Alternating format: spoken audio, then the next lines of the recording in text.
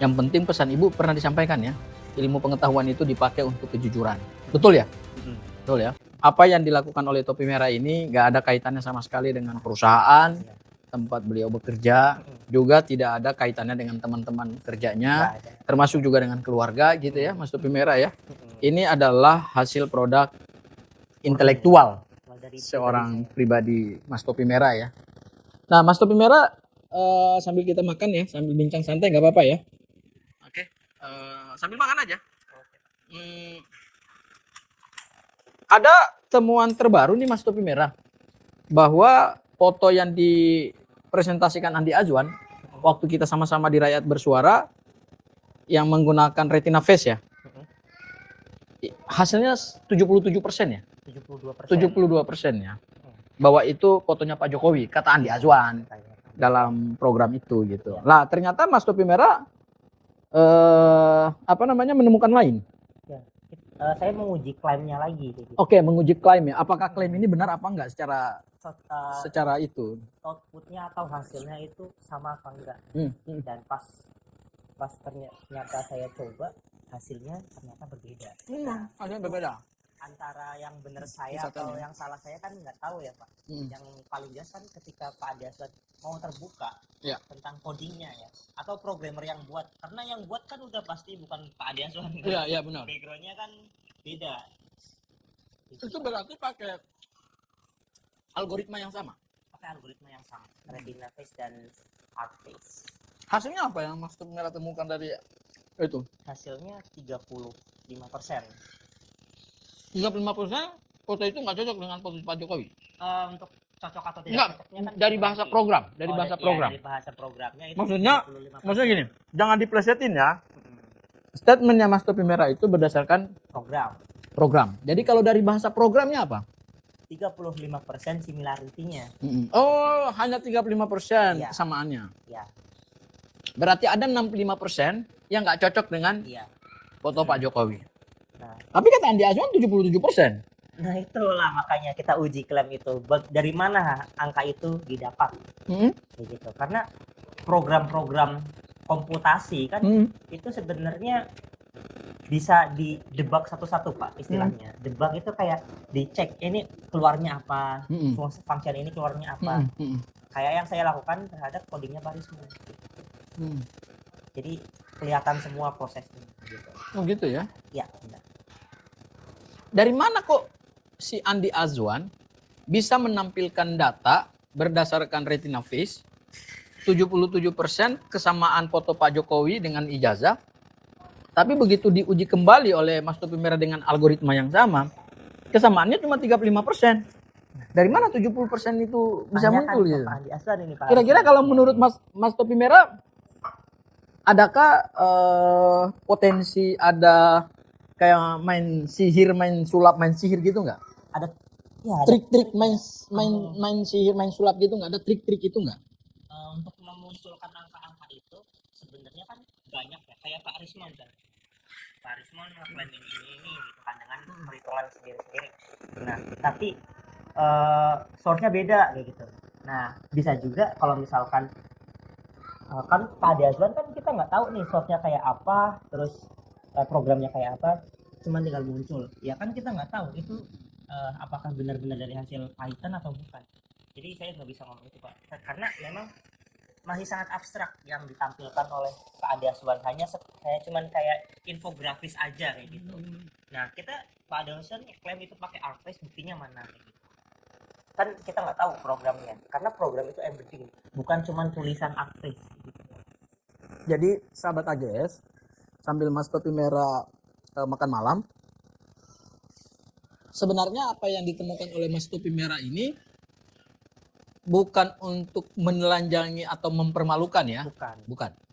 Saya tegaskan bahwa yang dipresentasikan Mas Topi Merah, dan kalau mau cek seperti apa hasil temuan terbarunya Mas Topi Merah, silakan masuk dalam YouTube pribadinya ya, channel YouTube-nya, yaitu channel YouTube Topi Merah. Jangan lupa subscribe gitu ya, comment, share ya, supaya channel YouTube-nya Mas Topi Merah juga makin berkembang dalam kerangka memberikan perspektif. Mungkin kalau kita menggunakan bahasa edukasi terlalu besar gitu ya, Tapi kita berbagi perspektif aja. Ya. Kita berbagi informasi, kita berbagi pengetahuan yang dimiliki, sebatas yang dimiliki ya. Kalau ada pengetahuan lain dari pihak lain ya nggak ada masalah, silakan uji coba gitu kan. Namanya juga dialektika ilmu pengetahuan. Nah, apa yang dilakukan oleh Mas Topi Merah ini hanyalah menguji klaim dari seorang pendukung, saya sebut pendukung kelas berat lah ya. Ya, Pendukung fanatik. pendukung fanatik. Bahkan ada yang bilang die hard-nya. Ya, jadi kalau pendukung Pak Jokowi itu ada dua yang disebut die hard. Ya, artinya mereka selalu ada di garda terdepan. Satu adalah Sylvester Matutina, tapi yang bersangkutan sekarang sedang menjadi buron dari pihak kejaksaan, ya kan? Sedang dicari keberadaannya sampai hari ini nggak ketemu juga ya. Anehnya ya Pak. Nah, apa? Di ID Food masih ada. Iya. Nah itu dia. Masih terdaftar dan masih makan gaji. Waduh, Kacau nih negara nih. Saya pikir berarti negara ini memelihara para mafia dong. Nah, itu, Pak. Dan itu digaji dengan uang kita loh, uang rakyat. Mas Topi Merah kerja kan bayar pajak. Kita beli makan di depan ada pajaknya. Benar. Iya kan? Masa Pajak itu dipakai untuk membayar gajinya Sylvester Matutina yang hari ini jadi buron gitu loh. itu Dijen Pajak bisa kita tuntut nggak Pak? Oh, harusnya dituntut. Enggak. Jadi ternyata itu kebijakannya adalah kebijakan dari Kementerian BUMN. Ya, makanya kan ada desakan, Mas Topi Merah, ada desakan kepada Presiden Prabowo, segera dong copot si Sylvester Matutina. SK-nya belum turun ya? SK pemecatan itu atau tidak ada maksudnya? Seharusnya BUMN yang bersangkutan melakukan RUPS luar biasa. Jadi gini, saya mau berbagi perspektif sedikit aja. Ini mekanisme perseroan terbatas dan mekanisme BUMN. BUMN ini adalah perseroan yang modalnya adalah dari negara. Dalam mekanisme perseroan, pengangkatan direksi, pengangkatan komisaris, itu harus melalui rapat umum pemegang saham, RUPS.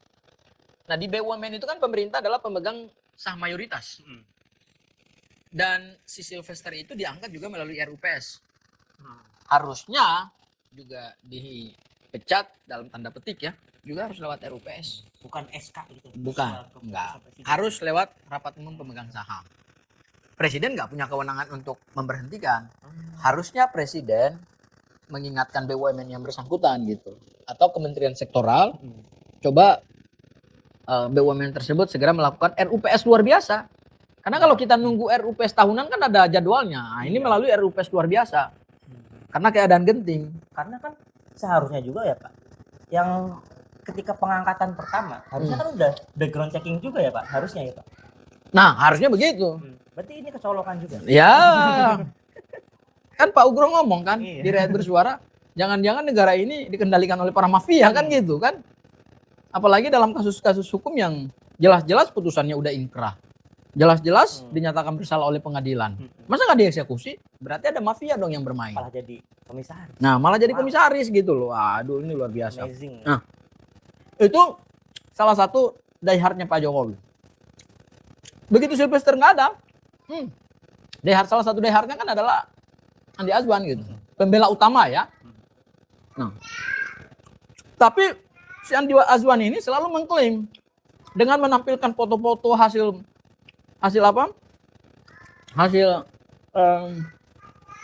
analisa digital dan sebagainya gitu. Kadang-kadang kita bingung juga.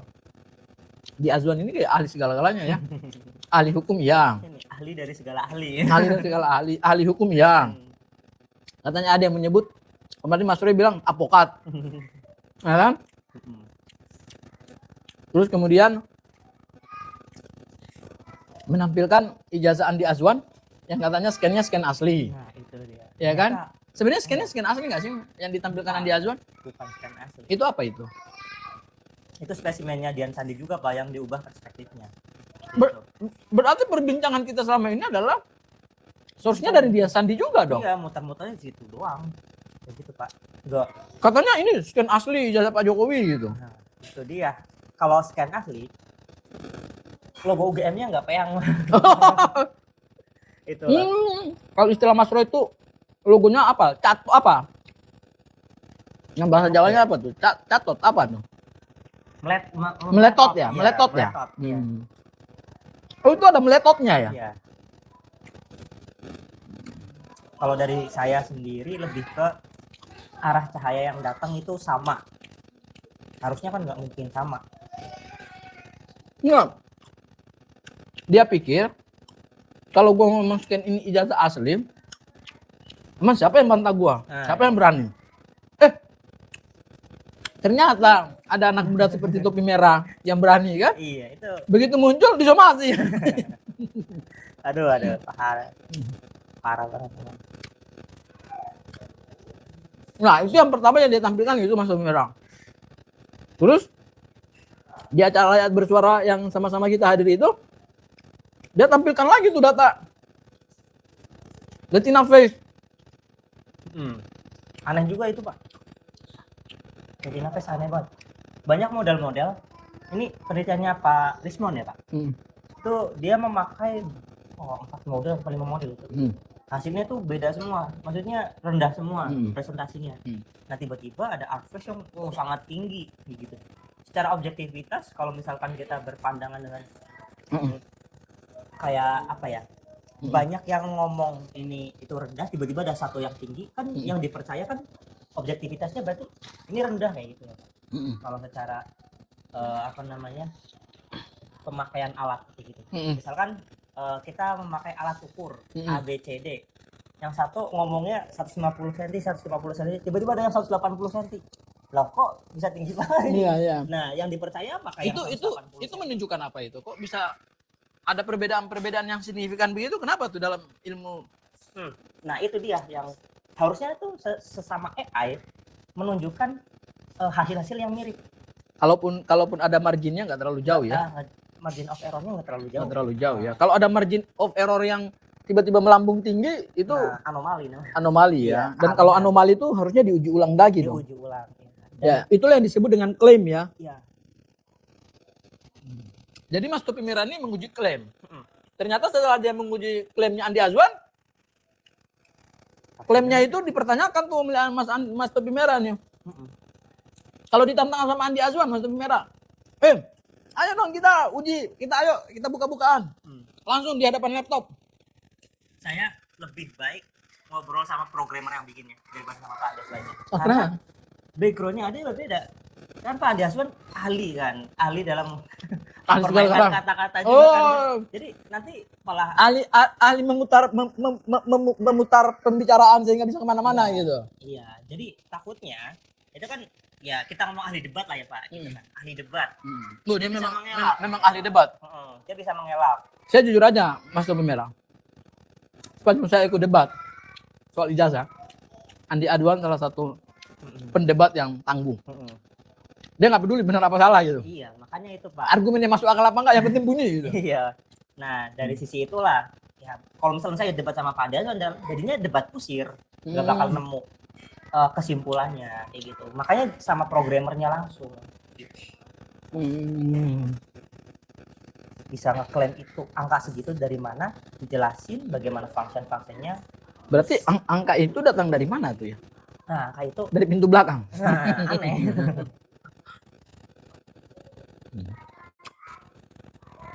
Ya, kita nggak tahu ya bagaimana cara mengampilkan angka-angka itu gitu. Karena itu matematis dan terbuka. Bisa di apa fungsinya aja. Print satu-satu gitu. Function itu apa? Function itu kayak blok logika. Kalau secara awamnya Pak. Jadi misalkan ada rumus 1 tambah 1 dikurangin 2 misalkan. 1 tambah 1 itu function pertama.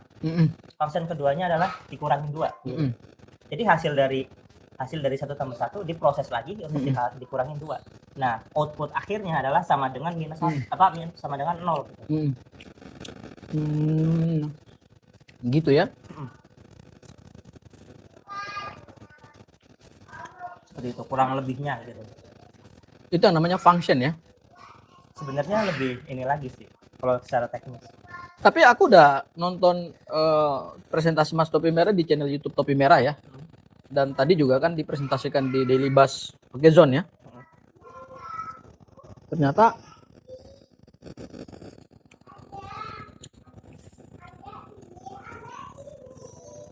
dari temuannya Mas Topi Merah dari mulai awal sampai kemudian akhir ini kan menggunakan perbandingan foto dengan foto Pak Jokowi kan. Pada saat Rismon mengatakan 11.000 triliun persen ijazah Pak Jokowi palsu, Mas Topi Merah confirm nggak dengan hasil penelitiannya Rismon? Untuk hasilnya itu ya Confirm iya. mirip-mirip kayak gitu. Jadi Confirm hasil penelitiannya ya. confirm hasil penelitiannya kayak gitu.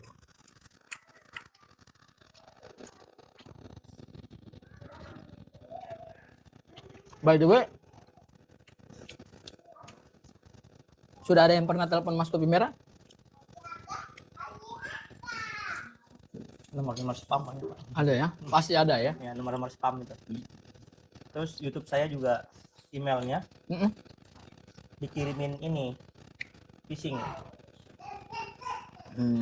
Jadi kalau misalnya kita ngeklik itu, kalau login akun YouTube saya kena hack.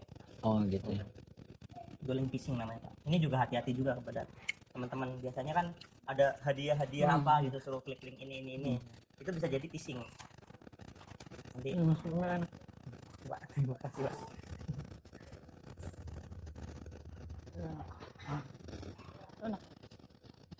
Enggak apa-apa.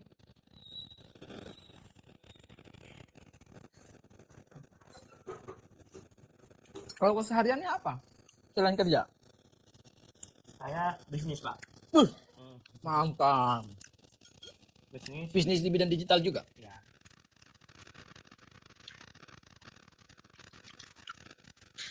Lewat platform sosial media? Bikin ini aplikasi-aplikasi Android, terus web. Gitu ya? Iya. Aplikasi buat Android juga? Berarti itu yang namanya programmer itu ya? Aku beberapa waktu yang lalu Mas Topi Merah ditelepon sama ibu. Kasih nomor ke ibu ya? Iya, saya yang ini apa namanya? Ibu minta nomornya Kang Pur. Ya, beliau bilang, Pak Gafur, saya sebenarnya kalau soal apa yang dilakukan Mas Topi Merah, saya percayakan betul-betul kepada beliau ya, kepada Mas Topi Merah ya, anak saya ya. Yang penting pesan ibu pernah disampaikan ya, ilmu pengetahuan itu dipakai untuk kejujuran. Betul ya? Betul ya? Jangan dipakai untuk hal-hal manipulatif. Iya. Jangan dipakai untuk hal-hal merugikan kepentingan orang lain. Nah, ternyata aku mendapatkan pemikiran dari ibunda Mas Topi Merah bahwa Mas Topi Merah masuk di dalam hiruk pikuk ijazah Jokowi yang saat ini sedang berproses di Polda Metro Jaya, dan kita udah tahu berapa orang ditersangkakan gitu ya. Ternyata didorong oleh apa ya, kontribusi untuk memberikan semacam opini lain ya. Jadi second opinion ya. Jadi Mas Topi Merah itu bukan bagian dari timnya Mas Roy, enggak. Kita alternatifnya. Gitu. Yes, betul. Artinya ada anak muda yang punya ilmu tapi juga berani menyampaikan ilmunya kepada masyarakat gitu loh. Kan banyak anak muda pinter-pinter tapi mana berani kan? Ya enggak? Banyak yang jadi penakut. Perlu jiwa aktivis. Oh iya. Berarti waktu kuliah aktivis juga dong? Kalau kuliah lebih ke sering ke risetnya, Pak. Aktivis ilmiah? Organisasi, ya. Organisasi lebih ke riset, bikin robot. Nah, kalau yang pergerakan kan itu ada di SMA-nya. Ya, dulu saya sempat jadi ketua pramuka di SMA saya. Radana namanya itu. Jadi memang sudah punya pengalaman ya? Ya. Gitu ya? Karena menurut saya ya Pak, organisasi itu secara tidak langsung, secara apa ya, pasif mungkin ya, itu menstimulasi pikiran-pikiran kritis kita. kita diajarkan kayak bagaimana hidup berbarengan untuk menuju ke goals yang sama. Iya. Terus di situ kan banyak pemikiran-pemikiran lain bagaimana kita cara menyatukannya atau memberikan keputusan berdasarkan apa namanya, opini-opini yang apa ya, mungkin kadang-kadang kita nggak setuju gitu Pak, tapi untuk kepentingan bersama atau misalkan untuk ini kayaknya lebih bisa masuk akal, kita harus memutuskan itu. Nah, itu pengalaman saya ketika menjadi pemimpin Di SMA, di SMA. Iya. Itu sangat-sangat berguna bagi saya. Saya dapat titipan dari Ibunda Mas Topi Merah, Bang Gafur. Yang penting dari Topi Merah adalah jangan sampai ada intimidasi, jangan sampai ada kekerasan. Bahkan yang ditakutkan oleh Ibunda Mas Topi Merah ini jangan sampai yang kayak itu loh, siram-siram air keras gitu. Andre Yunus. Iya, betul ya. Tapi gini, semua kita percayakan kepada Tuhan ya, kepada Allah ya, sebagai seorang muslim gitu. Hidup matinya kita kan adalah di tangan Tuhan.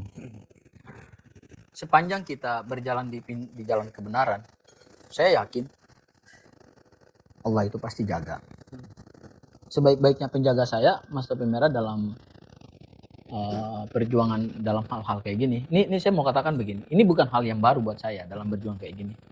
Banyak perjuangan saya soal membongkar kebatilan-kebatilan begini di daerah saya, tapi saya nggak perlu sebut ya. Saya juga banyak juga mendapatkan tekanan. Saya bahkan pernah dikeroyok. Serius, di pengadilan. Saya pernah dikeroyok oleh salah satu pendukung dari kubu sebelah gitu, yang sekarang masuk penjara gitu. Seorang ya tokoh besar lah di Maluku sana. Gara-gara menambang galian C tanpa izin, merusak lingkungan, aliran air besar, akhirnya merugikan kepentingan masyarakat. Di demo, ya kami yang melaporkan di Polda, sampai kemudian jadi tersangka dan terdakwa. Oh, itu bertahun-tahun juga Mas, 2 tahun saya lawan itu. Saya diteror, dan terakhir adalah pada saat mau putusan pengadilan, saya dikeroyok, dan orang yang mengkeroyok saya itu ada 3 orang. Akhirnya saya tersangka, jadi tersangka. Jadi hal-hal kayak begini, Mas Topi Merah, pengalaman saya menyerahkan kepada Allah aja. Hidup dan mati saya, keselamatan saya adalah kepada Allah. Sepanjang saya istiqomah di jalan kebenaran, tidak ada kepentingan apapun, tidak ada untuk menerima manfaat apapun. Sepanjang saya yakin itu adalah kebenaran di situ, ya saya maju terus, go ahead. Nah, Mas Topi Merah gimana?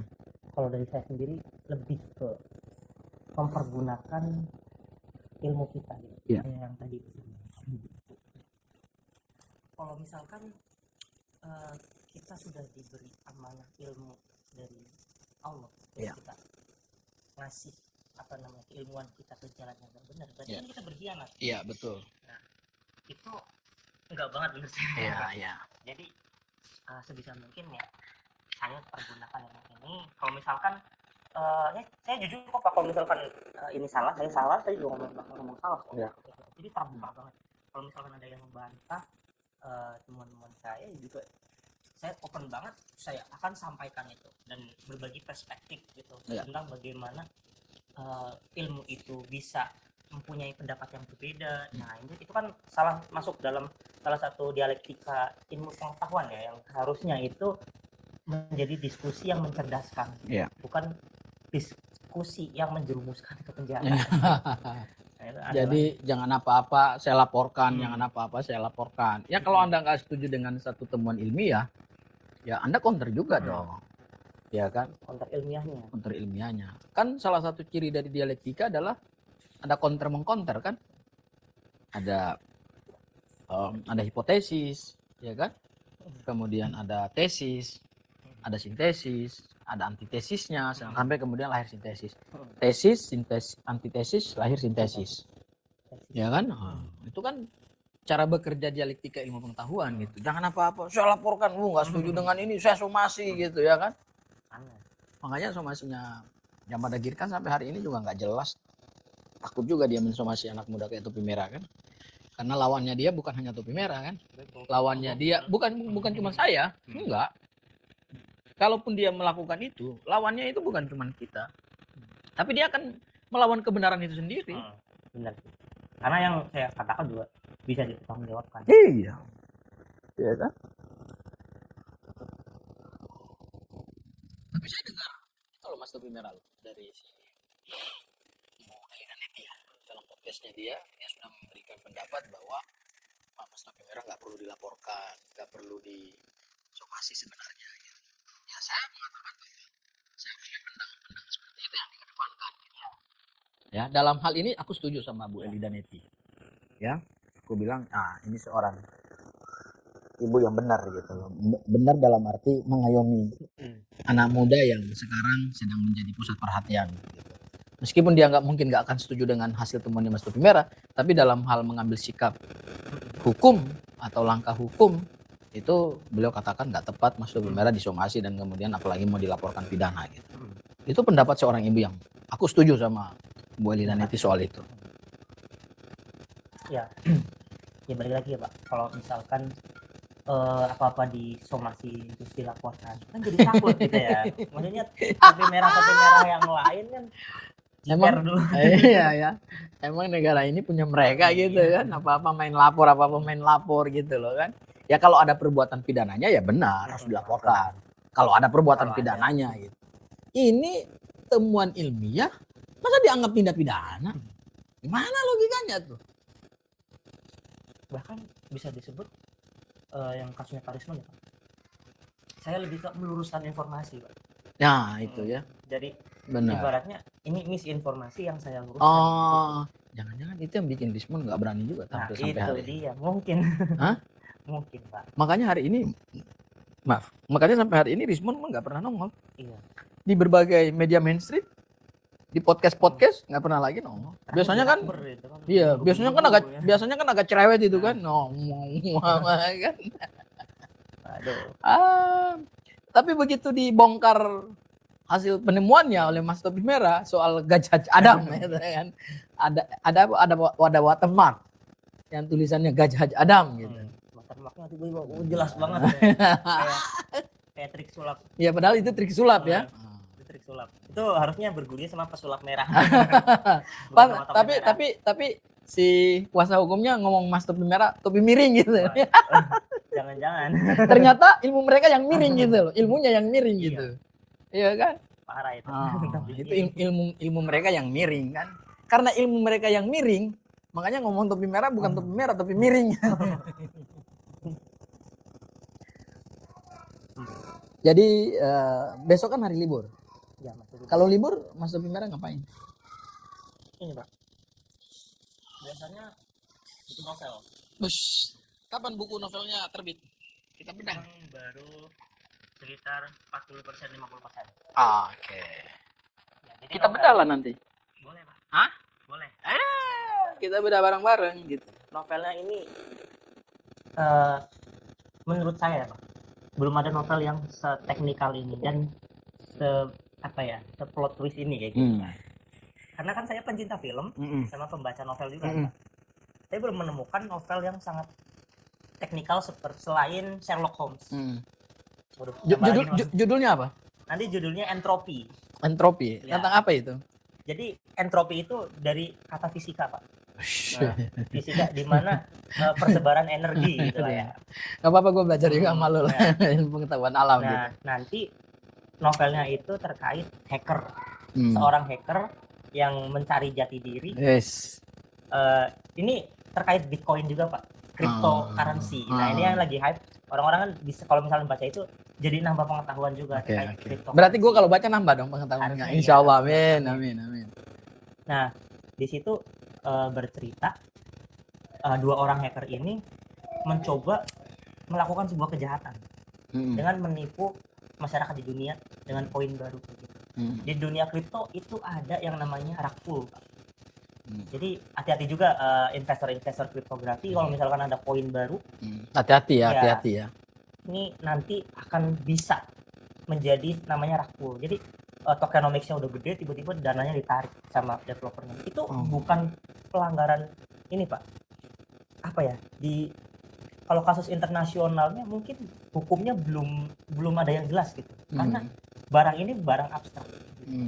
Jadi kekayaan kita bisa kita manipulasi, masukkan ke kripto, udah nggak ada yang bisa. Yang adanya tuh di sini Pak, 12 kata di situ doang. Oh, itu ya. kekayaan Itu. kita bisa disimpan. Jadi ini bukan novel sembarangan novel gitu. Iya, itu Ini novel ilmiah ya. novel ilmiah yang sangat teknis dan di situ ceritanya juga nggak ngebosenin Pak. Kapan mulai publish? Aku apa ya, 2 bulanan lagi lah. Alhamdulillah, insyaallah ya. 2 bulan lagi, terus pokoknya di bulan ini aku fokus lebih ke menyelesaikan ceritanya, terus bulan berikutnya review lagi mungkin sama editor. Proofreading. Editor. Oh, editor. Kayak mungkin ada part yang harus ini nggak jelas kayak gitu kan, dibuang atau apa gitu. Nah, untuk siap publishnya nanti mungkin 2 bulanan. Kalau saya ini free. Tapi Mas Topi Merah, siapa yang berjuang di jalan kebenaran dan dia berpegang teguh pada kebenaran itu, saya yakin dan percaya apa yang dijanjikan oleh Allah itu benar. Allah akan meninggikan derajatnya. Amin. Benar. Itu bukan sesuatu yang bukan sekedar janji, tapi janji yang udah banyak buktinya ya Pak. benar. Makanya integritas menurut saya nomor 1. Iya. Karena kalau misalkan laki-laki kan yang dipegang omongannya. Iya betul. Nah kalau misalkan kita kayak bohong, main Perempuan juga dong. Oh iya. Maksudnya kan kalau istilah dari kita ya. Lu laki-laki kok nggak tegas banget ngomong salah ini nggak jelas gitu kan. Kalau lagi di tongkrongan. Iya. Gitu. Laki-laki kan ya dong omongannya. Nah bergerak dari itu, saya mencoba menanamkan ke dalam diri saya tentang sebuah integritas dan kejujuran. Insyaallah. Itu Pak. Dan alam itu mempertemukan orang-orang dengan frekuensi yang sama. Iya. Saya mau cerita Mas Topi Merah ya. Saya bisa menjadi kuasa hukumnya Mas Roy itu juga sesuatu yang tidak pernah saya bayangkan. Saya pada saat kasusnya Bambang Trigus Nur muncul, saya bilang itu kasus politik. Iya, sama Pak. Benar ya? Iya. Oke. Itu pas zaman saya kuliah tuh. Benar ya? Yang 2022. Iya, betul. Saya bilang ini kasus nggak penting banget gitu. Ini pasti ada yang mendesain ini kan untuk menjatuhkan. Pak Jokowi loh. Iya, masa presiden loh. Masa nggak punya ijazah gitu loh kan. Ini orang ada-ada aja gitu. Awal itu saya nggak percaya. Begitu muncul kasusnya dari hasil temuannya Mas Roy, Dr. Tifa dan Bang Rismon itu, saya mulai tertarik gitu. Wih, benar juga. Kok banyak kejanggalan ya. Saya di rumah saya ini Mas Topi Merah, di rumah saya ini kadang-kadang di tempat meja makan ini, saya buka laptop, saya tonton sampai jam 1, jam 2. Saya ngikutin betul kasusnya. Kadang-kadang sampai istri saya marah sama anak-anak saya, "Ayah kok nonton YouTube pro tuh ijazah mulu gitu." Itu benar. Suatu hari saya berujar, wah, gimana ya kalau saya bisa membantu dari sisi hukumnya gitu. Hanya berujar seperti itu aja Mas. Itu awal mulanya ketemu di mana Pak? Saya ketemu di Polda. Oh di Polda. Iya. Ketemu di Polda itu bukan ketemu Mas Roy. Saat itu saya mendampingi seorang klien. Kemudian di ruang tunggu itu, di lobi itu ada orang marah-marah. Namanya Farhad Abbas. Lagi didebat sama Rustam Effendi, Bang Rustam. Oh saya ikutin gitu. Oh kenapa nih mereka marah-marah? Oh soal ijazah. Karena aku ngikutin dari mulai hasil penyelidikan di mana di Bareskrim, aku tahu beberapa fakta. Karena aku ngikutin, akhirnya aku tanya buat si Farhad Abbas, Anda kan orang hukum, Anda percaya ijazah Pak Jokowi asli? Tapi saya mau tanya satu aja pertanyaan saya. Kalau bukti itu saling berkontradiksi, apa ada keyakinan di situ? UGM bilang ijazah ini asli, tapi semua dokumen yang ditampilkan oleh Dirtipidum saat itu nggak ada yang menunjukkan ijazah program sarjana. Semuanya program sarjana muda. Begal aja ngasih tahu ini celuritnya gitu. Iya. Daftar nilainya sarjana muda. Daftar lembar pendaftarannya sarjana muda. Aku nggak yakin sebagai orang hukum. Nah, disitulah aku ketemu Bang Rustam. Tiba-tiba Bang Rustam ngajak aku ada beda buku Jokowi White Papers. Ketemulah sama Mas Roy. Ketemu sama Mas Roy, kita diadakan satu rapat. Jadi kalau si Bang Rismon ngomong bahwa itu gara-gara dia, enggak, itu gara-gara Mas Roy. Aku ketemu sama Mas Roy sama Bang Erhar, Refli Harun dalam satu dialog itu, akhirnya diajaklah kumpul sama tim hukum. Pada saat kumpul sama tim hukum, saat itu juga langsung di meja pertemuan itu langsung ditunjuk oleh Bang Abraham Samad. Gafur jadi tim kuasa hukumnya. Itu sesuatu yang aku nggak duga juga. Tapi memang aku dari awal memang tertarik. Karena tahu banyak kejanggalan. Nah itu yang aku bilang, Tuhan itu mempertemukan orang-orang dengan frekuensi yang sama. Berarti Pak Wofur di sini baru ya, baru pas di tengah-tengah kasus ya, bukan dari awal. Oh bukan, saya sebelum mereka ditetapkan sebagai tersangka. Pada saat laporan Pak Jokowi udah naik. Pas awal-awal JKW white paper. Ya, pada saat awal-awal Jokowi white papers itu muncul. Jadi kalau mau dihitung-hitung udah hampir setahun ini. Saya masuk bulan Agustus. Saya masuk ya. 2025. Berarti kalau Agustus ini udah hampir setahun. Ya masih kurang lebih berapa bulan. Intinya adalah Mas Topi Merah ya kita dipertemukan dengan frekuensi yang sama.